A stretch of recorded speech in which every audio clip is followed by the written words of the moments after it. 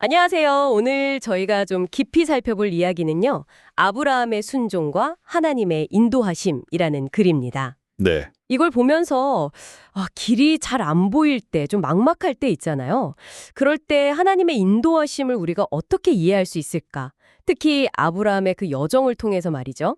우리 삶에서 어떻게 하나님의 이끄심을 좀 알아채고 또 반응할 수 있을지 그 통찰을 얻는 게 오늘 저희 목표입니다. 자, 한번 같이 파헤쳐보죠. 네.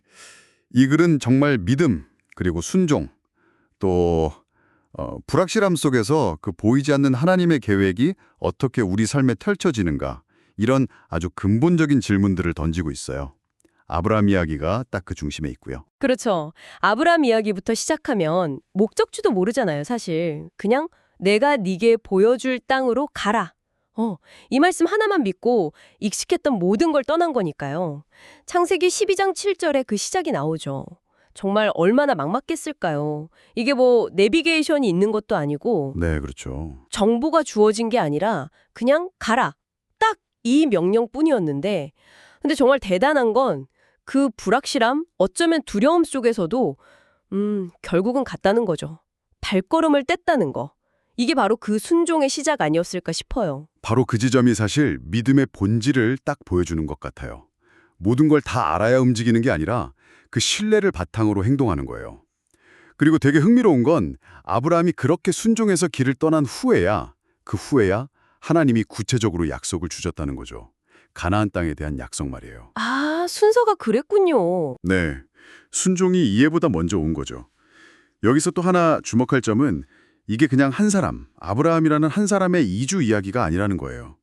이걸 통해서 하나님은 한 민족을 이루시고 또 궁극적으로는 인류 구원이라는 훨씬 더 큰 계획, 그 그림의 첫 단추를 끼우신 거다. 이렇게 볼 수 있습니다. 와, 그렇게 큰 그림이 있었군요. 그렇다면 오늘날 우리 삶에서 하나님의 인도하심, 그러니까 하나님이 뭔가 이쪽으로 가보라고 하시는 것 같은 그런 느낌 있잖아요.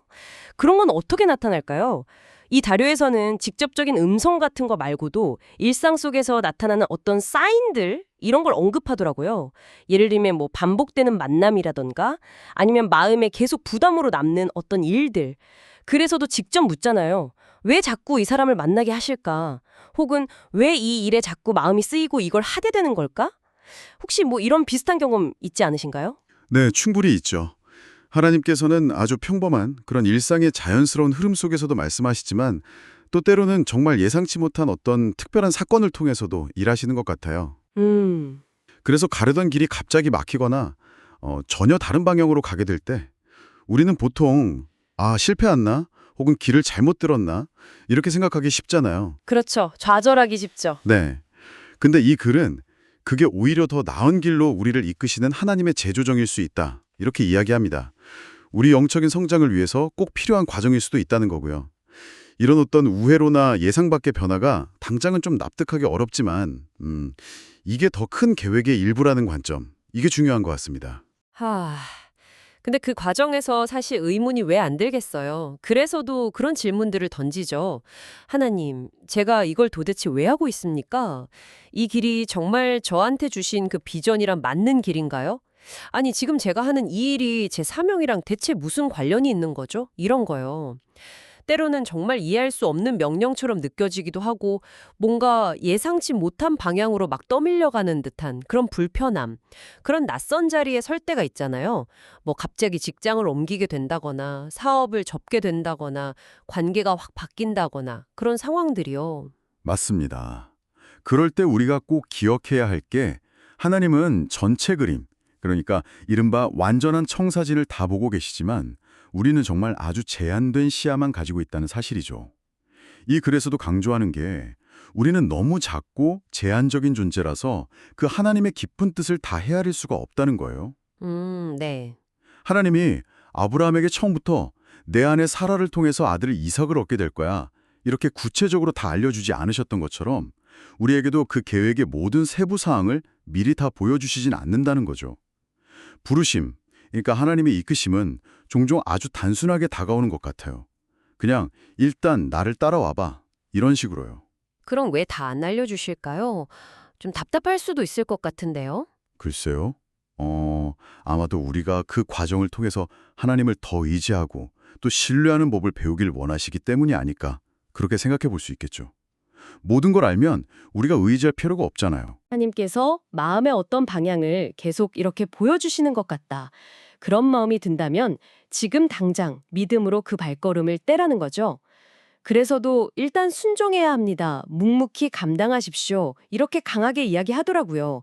이유는 나중에 그 길을 걸어가다 보면 분명히 알게 될 거다. 이런 약속과 함께요.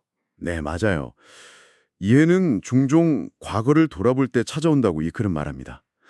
뒤를 돌아 지나온 길을 볼 때 비로소 그때 그 일이 이래서 있었구나 하고 점들이 쭉 연결되면서 하나님의 손길과 그 계획을 꿰받게 된다는 거죠. 뒤돌아볼 때 보이는군요. 네. 그래서 이 글에서 제안하는 영성일기 같은 성찰의 도구가 의미가 있는 것 같아요. 이게 단순히 하루를 기록하는 걸 넘어서서 시간이 좀 흐른 뒤에 내 삶 속에서 일관되게 나타나는 하나님의 인도 패턴 같은 것들을 발견하게 도와주는 도구가 될 수 있다는 거죠. 영성일기요. 좋은 방법이네요. 네. 하나님은 종종 의도적으로 미래를 좀 가리시는 경향이 있어요. 그러니까 지혜라는 것은 미래를 막 예측하려고 애쓰는 게 아니라 오늘 하루 그냥 하나님과 동행하면서 살아가는 데 있다. 이렇게 말할 수 있겠습니다. 결국 핵심은 이거죠. 현재의 작은 순종들이 모여서 미래의 큰 이해와 연결된다는 것. 네, 오늘 저희가 나눈 이야기의 핵심은 정말 이거 같습니다. 하나님의 인도하심을 따르는 그 여정은 종종 완전한 이해를 요구하는 게 아니라 믿음의 발걸음을 먼저 요구한다는 것. 그러니까 과정을 좀 신뢰하고 지금 당신의 마음에 주어지는 작은 이끌림들 있잖아요. 거기에 한번 순종해 보는 것은 어떨까? 이런 생각이 드네요. 마지막으로 이런 질문을 한번 던져보고 싶습니다. 이 글은 과거를 돌아보면서 하나님의 계획을 발견하는 것의 중요성을 계속 강조했잖아요.